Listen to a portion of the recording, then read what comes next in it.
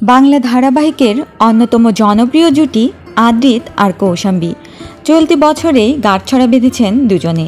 বিয়ের পর হানিমুন কাটিয়ে বেশ আনন্দেই কাটছিল দুজনের সংসার, কিন্তু হঠাৎই যেন ছন্দপতন।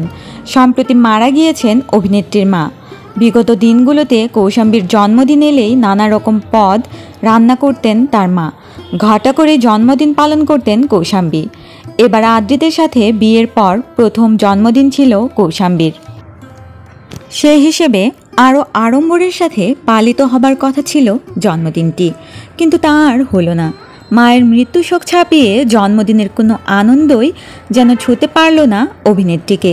তাই তো মাহীন এই জন্মদিন অভিনেত্রীর কাছে মনে হচ্ছে ধূসর। কৌশাম্বীর জীবনের জন্য শুভকামনা জানিয়ে আজকের ভিডিও শেষ করছি।